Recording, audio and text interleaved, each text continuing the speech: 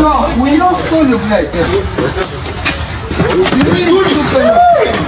2024 жылдың 11 тамызында Павлодар қаласында оқыс оқиға орын алды. Түнгі клубтың алдында тұрған жоламан мен оның досынан Сергей есімді жігіт темекі сұрайды. Темекі шекмейміз деген соң әлгі азамат кете барады. Бірақ бірнеше секундтан кейін жоламанға жақындап пышақ кезейді. Жоламан Сергейдің оң қолындағы пышағын сол қолымен ұстап қалады.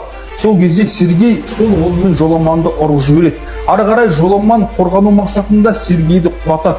Оқиға орнындағы бір топ жігіттер араша болмай қызықтап тұрады. Аз уақыттан соң алысқан екеуі жерден тұрады. Бірақ Сергей қайтадан пышақ кезеп жоламанға атылады. Бұл жолы да жоламан өзін өзі қорғайды. Бірнеше секундтан соң Сергей ес-түссіз жерге құлайды. Сот медицина эксперттері Сергейдің миына қан құйылып, тіл тартпай кетті деп шешім шығарады. Павлодар қаласының соты 21 жасар Жоламан Құсайыновты 4 жыл 6 айға түрмеге тоғыту туралы үкім шығарады.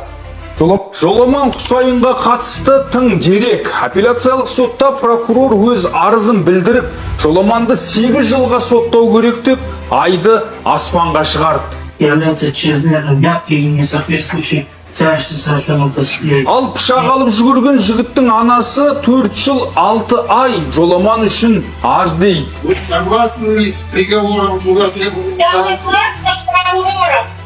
Как прокурор говорит от 8 до 12, значит, так и должно быть. И то, что вынесли суд 4,5 года, я не согласна.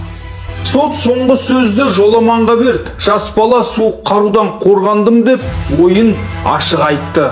На видеозаписи отчетливо видно, что Сурмановский сам подошел ко мне и со словами «видишь, это показывает то, что сейчас со временем идет камень». В этот момент я начал от него уходить, увидев нож, я ощутил сильный страх и естественное явление для людей. Ардақты ағайын, осы видеоны барынша таратып, Жоламанға қолдау білдірейік.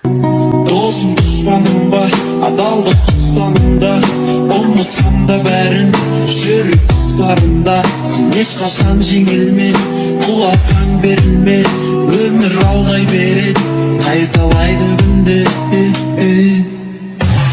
Өмір сынақтардан құралатын өмір, жұлатқанды шырқатын өмір.